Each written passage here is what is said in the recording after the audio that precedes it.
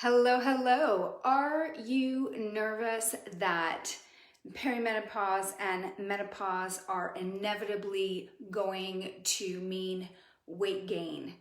If that is something that concerns you, then listen into this episode because I'm going to be talking about some of the nutrition and lifestyle changes that I made as a woman. I'm now 46. I started making these changes early in my 40s, and I plan on continuing to implement them as I move into the later stages of perimenopause and into menopause, knowing that weight gain is definitely something that we're more prone to.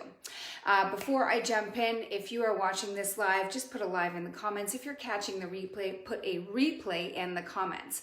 So the reason I decided to make that the topic today is because I was talking to a woman last week about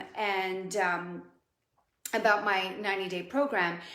And when we were talking, she was saying to me, like, I like right now I'm in control of my weight, but I'm nervous. I'm nervous that it's going to happen, because when we read any article about menopause, that is always something that is mentioned, is like this inevitable weight gain. And if you are in any forum, you can see that a lot of women are really struggling with weight gain. Like it is a real thing. It was interesting because I had the same sort of, it's kind of one of the same things that I worry about when it comes to menopause. And I know that my good friend Tamla and I have had many discussions about this. So for me, what I'm doing in my 40s when it comes to my nutrition and when it comes to my lifestyle is I'm kind of viewing it as sort of preventative measures or supportive measures of just knowing what my body's starting to go through and is about to go through, and doing everything that I can to really just give my body what it needs. So understanding super quickly, like the context of what I'm thinking about when I'm determining my nutrition and lifestyle changes is, number one, a decline in our sex hormones, right? So progesterone is declining, estrogen, progesterone, testosterone, they're all declining, and that will have a massive impact on how we feel, on how, and so many different things in our body, because all of these hormones are actually sending out messages to the body. And so when those messages are no longer going out, it's going to change how we feel. So we need to take that into account. One of those things, or one of the big things that I take into account is, number one, this is a time in my life when I am very much prone to estrogen dominance. And this is something that women going through perimenopause need to understand, is that progesterone declines faster than estrogen, so there's a really good chance that you are estrogen dominant in your perimenopausal phases. So that's one thing I'm taking into account. I'm also taking into account that there's a really big relationship between estrogen and insulin. So as my estrogen levels are declining, I'm becoming more and more insulin resistant, which is a fancy way of saying that I really cannot get away with eating the way that I could in my 30s. With progesterone levels declining, I'm also seeing a rise in cortisol, because progesterone is a calming hormone. And so when we get rid of progesterone, we become more stress reactive, which means more cortisol.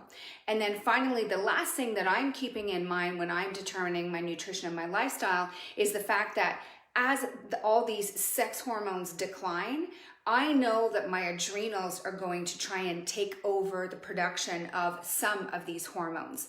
And so making sure that my adrenal health is really, really good and that I'm supporting my adrenals is one of my big tactics. So the 5 different things, the 5 nutrition and lifestyle things that I have changed, again, starting in my early 40s and continuing to do now. So when it comes to my nutrition, I have switched to a lower carb approach, understanding again that I am likely naturally more insulin resistant at the moment, and that I probably cannot tolerate carbs as well. So a lower carb approach, lots and lots of protein to protect lean muscle mass, lots and lots of vegetables, and I'll talk more about why they're important in a second. And fasting. I started practicing intermittent fasting as just a way of supporting healthy insulin levels. So that's sort of like from the nutrition. There's like just a big overview. The other thing that I'm doing is I'm really focusing on my liver health and on my gut health. And one thing to understand, like I said earlier, there's a really good chance that if you are in perimenopause, you are likely also estrogen dominant. And what you need to understand is that both your liver and your gut play a role in detoxifying or getting rid of excess estrogen in the body. So excess estrogen will first go through the liver where it gets transformed into like a metabolite that the body can get rid of, and then it goes through the gut and it needs to get out. Like, we need to get rid of that. And so if you don't have good gut health, or if your liver is all bunged up, then you're going to struggle with getting rid of those excess estrogens, and they'll just keep circulating. And we can talk more about estrogen dominance, but this is one of the reasons women gain weight, is estrogen dominance. So that's one of the reasons that making sure that our estrogen levels are in check is going to be really important. The other thing, still relating to excess estrogen, is toxicity. I am more and more and more aware of environmental estrogens in my life, because again, I already know that I'm prone to estrogen dominance in this phase of my life. And I also know that all of these xenoestrogens or environmental estrogens, they mimic estrogen in the body. And this can be a lot of the different chemicals that we're basically ingesting or slathering on our skin every single day. So pesticides, like our makeup, our cosmetics, perfumes, our cleaning products, all of these different things, all of these different items contain they're called environmental estrogens, but again, they mimic estrogen in the body and they can make us more estrogen dominant. So I've changed my makeup. I'm using a product called Beauty Counter at the moment.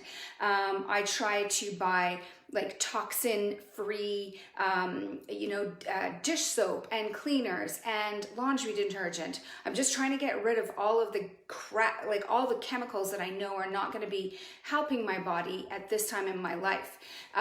We could talk more about that one too. And then finally, and this is the fifth one, like I said, I'm doing everything in my power to try to chill out, because I know that my adrenals, the further I move into perimenopause, the more my adrenals will be responsible for the production of my sex hormones. Again, you will never replace them completely, but it will continue. Your adrenals do produce them. But if you're super stressed out, your adrenals will not be able to do any kind of sex hormone production, because it's going to be too busy building or making cortisol. And that can make you feel like crap. You will see this over and over again in the literature on menopause, that stress management is key. So this is a really big one for me. Trying to, there's so many things, learning to say no, not taking on too much, setting, schedules and limits to my work, trying to meditate, trying to get outside for a walk every single day. These are all different things that I'm doing. And again, for me, it's really trying to go into this with sort of like, my philosophy is basically that, obviously perimenopause or menopause is inevitable, right? It's going to happen, but I truly believe that my nutrition choices and my lifestyle choices can have a huge impact on how I experience that transition. And what I'm doing right now is reading as many books as I can about it, making as many habit changes as I can, all to really just support my body as I go through this. So there you have it. Those are my 5 things. So changing up my nutrition, adding in some fasting, thinking about my gut health and my liver health, thinking about how many toxins are in my environment, and really focusing on stress management to really support my adrenals. That's everything that I'm really focusing on right now. I'm sure there will be more.